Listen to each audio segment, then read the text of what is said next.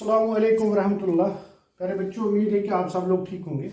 तो जो हमारा लेसन है एसिड्स, बेसिस एंड सॉल्ट्स, उसमें हमने एसिड्स, प्रॉपर्टीज ऑफ एसिड्स पढ़ा, बेसिस, प्रॉपर्टीज ऑफ बेसिस भी पढ़ा, पीएच वैल्यू भी हमने पढ़ा, इंडिकेटर्स भी पढ़ा, यूनिवर्सल इंडिकेटर भी पढ़ा। तो आज हम आ रहे हैं सॉल्ट्स पे कि सॉल्ट्स क्या होते हैं, व्हाट आर सॉल्ट्स। तो सॉल्ट क्या होता है? Salts compounds होते हैं। Salts are the compounds which are formed when acid and base react. When acid and base react, या when from an acid hydrogen is replaced from an acid when hydrogen is replaced by any metal. जब acid और base की reaction होती है तब salt बनता है। Number 1, acid plus base gives salt. Number 2, acid में हाइड्रोजन होता है। when this hydrogen is replaced then salt is formed and replaced by metal. replace किस चीज से होता है? मेटल से होता है। पहली बार जब एसिड और बेस को हम मिलाते हैं तब सॉल्ट बनता है। दूसरी बार जब किसी, जैसे हमारे पास एसिड है HCl, इसमें हाइड्रोजन है।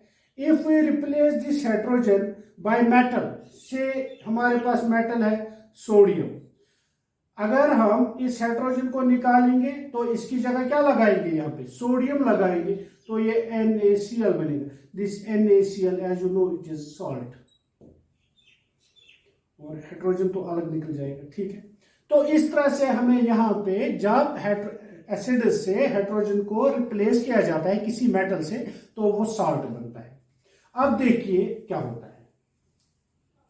अगर हमारे पास जैसे सॉल्ट्स ऑफ HCl,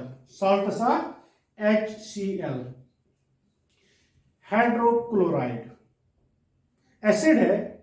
अब ये एसिड जो हमारे पास चौके है, अगर इस एसिड से हाइड्रोजन क्लोराइड या हाइड्रोक्लोराइड से हम हाइड्रोजन निकालेंगे, कोई और मेटल जैसे सोडियम, मैग्नीशियम, कैल्शियम, कोई और मेटल डाल देंगे इसमें तो ये बन जाएगा। तो वो जो सॉल्ट्स बनेंगे तो उनको हम क्लोराइड्स कहते हैं। क्लोराइड्स जैसे NaCl, सोडियम क्लोराइड। ठीक है, इसी तरह अगर हमारे पास H2SO4 है, सल्फ्यूरिक एसिड, अगर सल्फ्यूरिक एसिड से हम हाइड्रोजन निकालते हैं तो इससे जो साल्ट बनेगा, दो salts are known as sulphates. इस तरह के साल्ट्स को हम सल्फेट्स कहते हैं, जैसे सोडियम सल्फेट, मैग्नीशियम सल्फेट। सो Na2SO4, इसका जो ये ग्रुप है जिसे सल्फेट ग्रुप, इस पे इसको नाम देते हैं सल्फेट्स। इसी तरह अगर हमारे पास एक और एसिड है नाइट्रिक एसिड, तो अगर नाइट्रिक एसिड को हम रिप्लेस, जो नाइट्रिक एसिड है, अगर नाइट्रिक एसिड से हम, जैसे नाइट्रिक एसिड है HNO3, नाइट्रिक एसिड HNO3, अगर नाइट्रिक एसिड से हम ये रिप्लेस करते हैं हाइड्रोजन किसी और मेटल से, तो इस तरह के जो हमें साल्ट्स मिलते हैं, दोज आर कॉल्ड नाइट्राइट्स या नाइट्रेट्स। जैसे अगर सोडियम से Na2NO3, सोडियम नाइट्रेट। ठीक है, इसी तरह अगर हमारे पास कार्बोनिक एसिड है,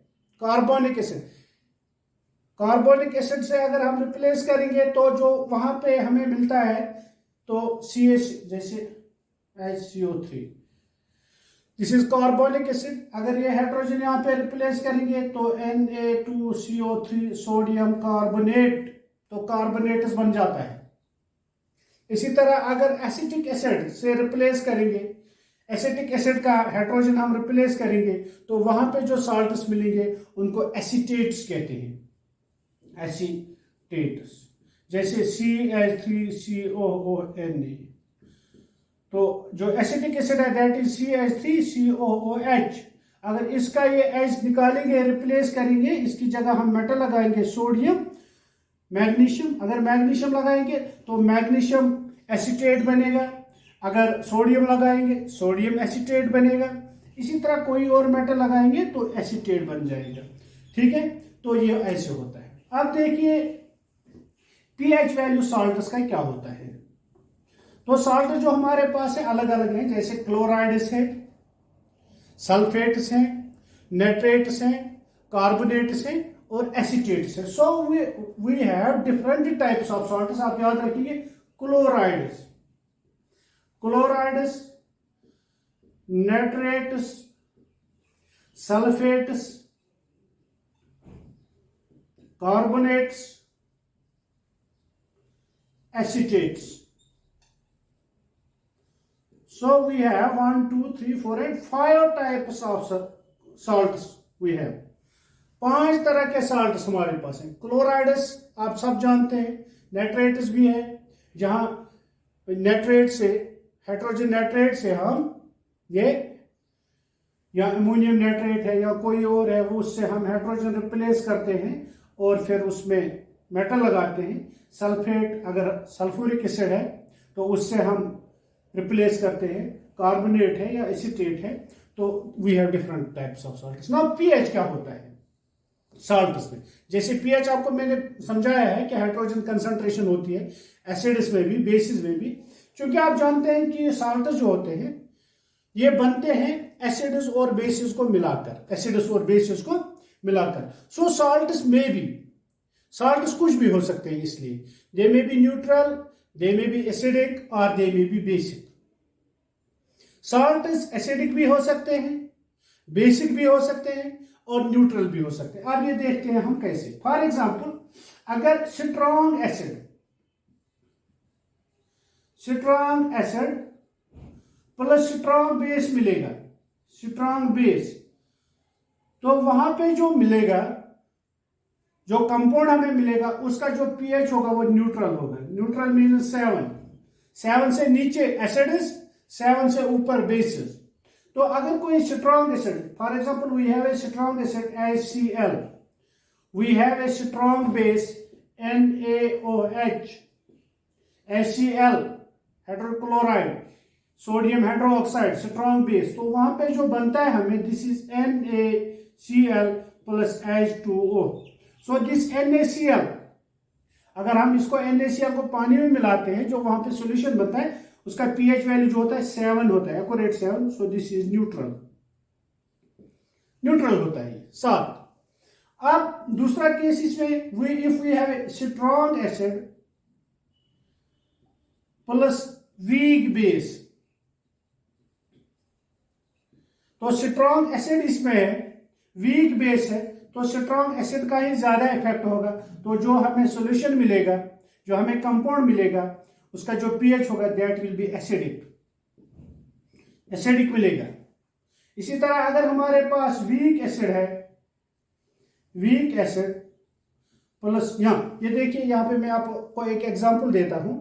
जैसे हमारे पास है ammonium hydroxide NH4OH, this is a weak base plus HCl, strong acid है, तो यहां पे जो बनता है ammonium chloride NH4Cl plus NaOH। NaOH जो है ये स्ट्रॉन्ग बेस है, NaOH स्ट्रॉन्ग बेस, ये स्ट्रॉन्ग एसिड है। ये अगर हम यहाँ पे इन चीजों को मिलाते हैं तो जो रिजल्ट यहाँ पे होता है दैट इज एसिडिक। यहाँ पे इसका और पीएच जो यहाँ पे होता है वो एसिडिक होता है, क्योंकि इसमें स्ट्रॉन्ग एसिड है। अब यहाँ पे देखिए, अगर हमारे पास स्ट्रॉन्ग बेस है प्लस वीक एसिड है, तो सीधी सी बात है जो कंपाउंड होगा उसमें स्ट्रॉन्ग बेस का ज्यादा असर होगा, तो ये जो होगा बेसिक इन नेचर होगा। तो 3 केस हमारे पास है। अगर स्ट्रॉन्ग एसिड स्ट्रॉन्ग बेस होता है तो कंपाउंड जो होता है दैट इज न्यूट्रल। अगर स्ट्रॉन्ग एसिड वीक बेस होता है तो एसिडिक नेचर होता है। अगर स्ट्रॉन्ग बेस वीक एसिड होता है तो बेसिक इन नेचर होता है।